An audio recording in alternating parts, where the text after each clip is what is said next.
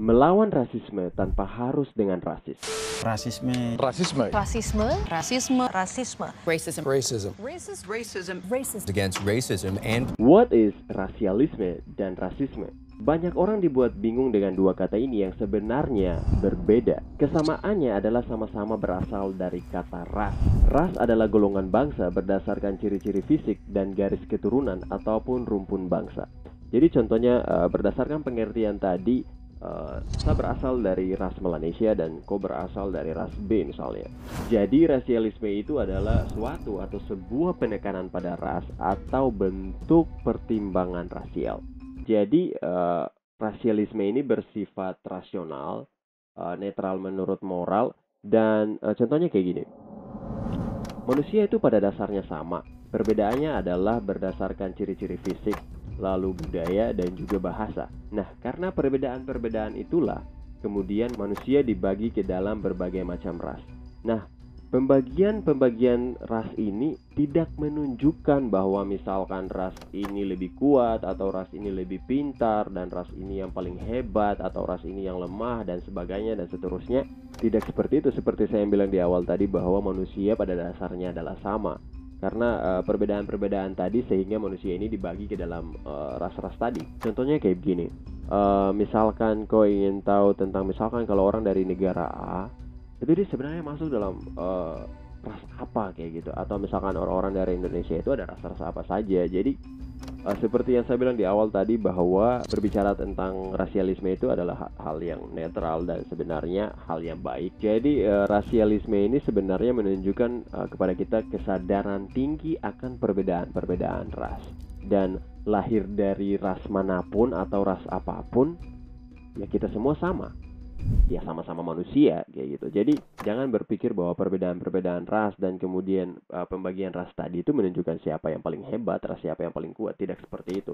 Semoga kalian paham. Sedangkan rasisme itu adalah suatu sistem kepercayaan ataupun doktrin yang menyatakan bahwa perbedaan biologis yang melekat pada ras manusia itu menentukan pencapaian budaya atau individu, bahwa suatu ras tertentu itu lebih superior dan memiliki hak untuk mengatur ras yang lainnya. Jadi rasisme ini sendiri bersifat tidak rasional. Contohnya kayak gini. Ya kita semua tahu lah diskriminasi yang dilakukan oleh orang kulit putih di Amerika Serikat terhadap orang kulit hitam. Dan contoh yang paling nyata biar kalian cepat paham itu seperti begini.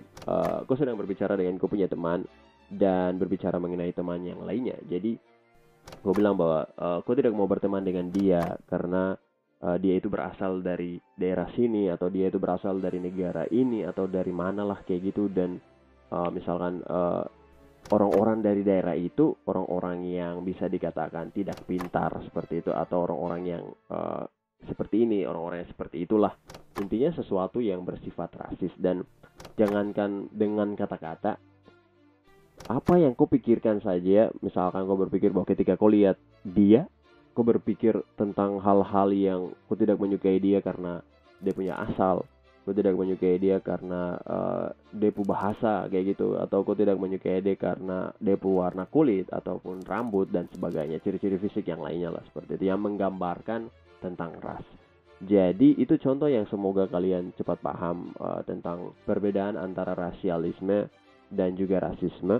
Karena gini, ada banyak sumber yang mengartikan bahwa rasialisme dan rasisme itu sama, kurang lebih sama seperti itu. Contohnya seperti begini. Coba kalian buka di Google atau di browser kalian lah, dan ketik di situ arti dari kata rasisme menurut Kamus Besar Bahasa Indonesia ataupun KBBI. Di situ yang akan muncul adalah rasialisme. Jadi ya jelas bahwa rasialisme dan rasisme itu berbeda. Jadi gini, simpelnya kayak gini saja. Rasialisme itu baik dan rasisme itu buruk. Seperti itu. Dan kali ini saya ingin berbagi beberapa pengalaman nyata tentang rasisme yang terjadi sama saya sendiri, sama teman-teman ataupun orang-orang sekitar, dan apa yang saya lakukan terhadap orang lain juga. Seperti itu. Jadi yang pertama adalah yang terjadi terhadap saya, teman-teman ataupun orang-orang sekitar. Jadi waktu itu saya masih di antara bangku sekolah dasar atau SD, ada kejadian di mana ada sebuah sebutan dalam bahasa daerah, itu sebuah sebutan untuk salah satu suku di wilayah timur Indonesia. yang kalau didengar itu memiliki makna yang negatif dan seperti merendahkan. Dan di umur yang seperti itu, saya mendengarkan itu saja rasanya sakit dan tidak nyaman seperti itu. Dan sebutan itu masih ada hingga saat ini karena dan memang karena itu merupakan bahasa daerah dan masih ada hingga saat ini. Dan setiap kali saya mendengar orang menyebut sebutan itu, saya langsung bilang bahwa itu tidak baik. Jadi tidak usah sebut, tidak usah bicara soal itu. Ya, seperti itu. Lalu yang kedua itu adalah soal adat. Sebenarnya saya tidak mau bilang, tapi ya saya rasa itu perlu. Saya rasa itu perlu karena banyaknya sikap diskriminasi juga. Jadi saya harus bilang. Jadi ini tentang adat yang lebih ke marga dan juga fam seperti itu. Jadi di situ ada susunan mulai dari kasta yang tertinggi sampai kasta yang terendah. Di mana itu bisa terlihat pada saat menikah ya. Jadi itu seakan-akan diingatkan bahwa kamu jangan menikahi marga-marga tertentu yang nanti kalian bisa melanggar aturan adat seperti itu. Dan di situ juga digambarkan bahwa kasta yang tinggi itu seperti ini dan kasta yang rendah itu seperti ini. Menurut saya ada beberapa orang dari kasta yang tinggi itu memiliki perilaku yang tidak begitu baik, yang tidak sesuai dengan kasta mereka. Sementara ada beberapa orang dari kasta yang bisa dibilang rendah memiliki perilaku yang jauh lebih baik daripada orang yang kasta tinggi tadi. Begitu pula sebaliknya. Hal ini menunjukkan bahwa menurut saya manusia itu semua sama. Dan karena pembagian kasta itu memang menunjukkan atau memunculkan banyaknya sikap diskriminatif ya, atau diskriminasi antara kasta yang tinggi ke kasta yang rendah maupun sebaliknya juga.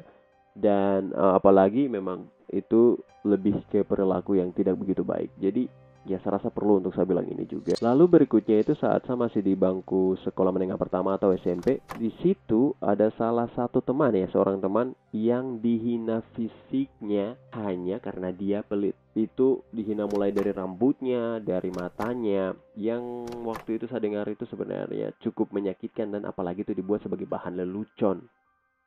Dan itu memang sangat rasis sekali. Lalu juga pernah di bangku sekolah menengah atas atau SMA, waktu itu saya sempat meminta seorang wanita untuk menjadi saya punya, tapi sayangnya ditolak. Katanya jelek, sayanya kayak gitu. Dan memang waktu itu saya sudah tahu kategori-kategori jelek itu seperti apa dan itu memang lebih banyak mengarah ke fisik. Jadi di situ juga memang sudah ada standar-standar dari wanita bahwa pria yang bagus itu seperti apa, mungkin dari fisiknya, kemudian didukung juga dengan gaya dan sebagainya. Ya itu hal yang terjadi sama saya seperti itu. Lalu kemudian itu pada saat kuliah, dan kuliah waktu itu saya harus berpindah dari daerah asal ke satu daerah ya, di mana tempat saya berkuliah kayak gitu. Di situ saya ditertawakan dan bahkan sampai dibuat lelucon oleh beberapa orang hanya karena logat saya. Dan memang tempat atau daerah dari mana saya berasal itu memang sudah ada beberapa stigma buruk sehingga selalu ditanyakan dan menurut mereka itu kayak aneh. Ketika saya jawab itu kayak aneh, tidak mungkin seperti itu. Dan itu memang ketika saya dengar itu memang rasanya tuh sedih dan marah juga, tapi ya memang harus sabar seperti itu. Ya sabar.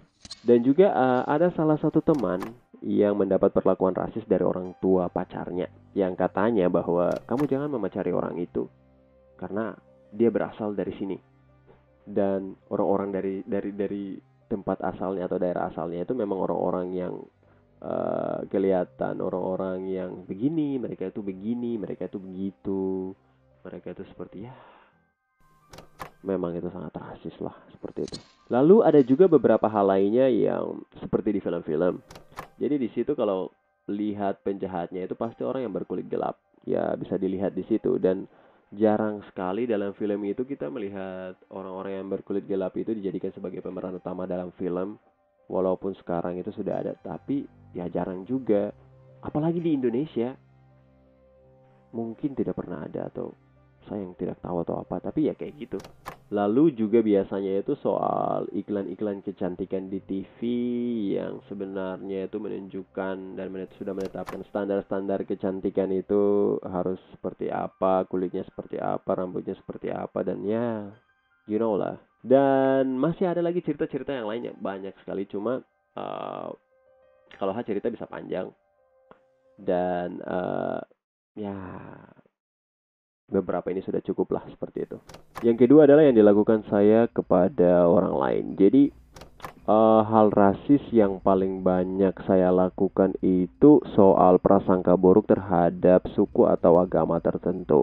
Paling banyak prasangka rasis itu muncul karena merasa tidak puas, terutama soal ketidakadilan, kemudian pelanggaran hak asasi manusia, kemudian soal kekuasaan, terutama hanya beberapa suku yang berkuasa baik di daerah maupun dalam negara, dan soal ungkapan-ungkapan rasis yang ditujukan kepada suku atau agama tertentu, yang mana ketika mendengar ungkapan-ungkapan rasis itu membuat saya begitu emosional.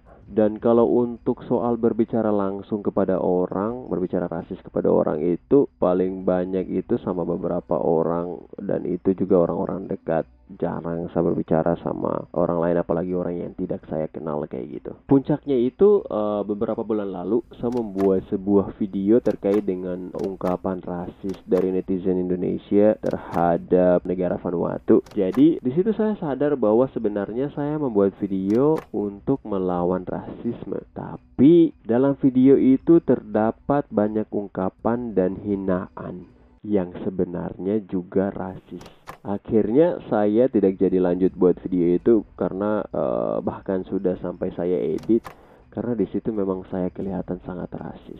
Hal itulah yang benar-benar membuat saya sadar bahwa ternyata masih ada benih-benih rasis yang ada dalam pikiran saya yang harus segera dibersihkan. Dan sampai saat ini itu merupakan sebuah pembelajaran berharga bagi diri saya sendiri, yang menjadi titik balik supaya saya menjadi lebih baik seperti itu. Dimana saya sadar bahwa ungkapan rasis atau tindakan rasis itu kebanyakan dilakukan oleh oknum-oknum tertentu, yang mana itu bukan dari sukunya, bukan dari agamanya, ataupun dari mana dia berasal.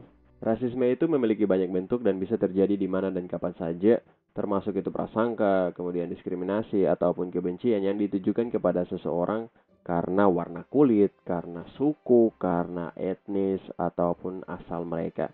Rasisme ini dapat terungkap lewat tindakan dan juga sikap dari seseorang. Dan banyak orang di luar sana yang tidak sadar bahwa mereka sedang menerima tindakan ataupun ungkapan rasis. Banyak dari sikap atau tindakan atau ungkapan rasisme ini banyak yang kelihatan dan muncul di permukaan, namun ada juga yang tidak terlihat ataupun kita sama sekali, seperti saya bilang tadi, bahwa kita tidak sadar seperti itu. Rasisme itu lebih dari hanya kata-kata dan juga tindakan ya, dan rasisme itu merupakan sebuah penghalang yang mencegah seseorang untuk menikmati martabat dan persamaan karena ras mereka. Solusi dari saya adalah mulai dengan edukasi diri, edukasi cara berpikir dan juga perilaku. Berdasarkan titik balik tadi itu membuat saya belajar banyak tentang memperbaiki diri sendiri, terutama tentang rasisme ini. Karena semua itu menurut saya berakar dari pikiran. Untuk itu, edukasi diri kalian, edukasi cara berpikir kalian, edukasi perilaku kalian. Gali informasi dan pengetahuan sebanyak-banyaknya tentang rasisme ini, dan mulailah edukasi diri kalian, lalu kemudian orang-orang di sekitar kalian, khususnya anak-anak atau generasi-generasi muda. Karena rasisme ini sebenarnya sudah berlangsung sangat lama dan harus berubah pada generasi saat ini. Pokoknya harus berubah saat ini agar generasi-generasi muda atau anak-anak ini tumbuh tanpa adanya benih-benih rasisme. Setelah dari itu semua, ubahlah sistem. Karena begini, pada kenyataannya kita sama-sama tahu bahwa rasisme, tindakan rasisme, ungkapan rasisme, sikap rasisme, dan pokoknya benih-benih rasisme di negara Indonesia ini masih banyak sekali dan masih terjadi hingga saat ini. Saat saya berbicara ini pun masih terjadi. Jadi ingat, untuk melawan rasisme tidak boleh dengan rasis. Ingat, tidak boleh dengan rasis. Jika kau ingin berjuang melawan rasisme, Kau ingin berjuang atas tindakan-tindakan rasisme yang dilakukan oleh beberapa orang terhadap suku atau ras tertentu, tidak boleh dilawan juga dengan rasis. Dan ingat juga bahwa apapun ras kalian, semua manusia itu sama. Jadi seperti itu saja. Terima kasih untuk kalian yang sudah meluangkan waktu kalian untuk menonton video ini. Semoga bermanfaat dan menginspirasi kalian. Dan ya, saya mau kasih ingat lagi, untuk lawan rasisme tidak boleh dengan rasis. Seperti itu. Apa yang saya ceritakan ini benar-benar terjadi kisah. Jadi sekali lagi terima kasih kalian sudah menonton. Dan sampai jumpa di video saya yang selanjutnya. Mantap.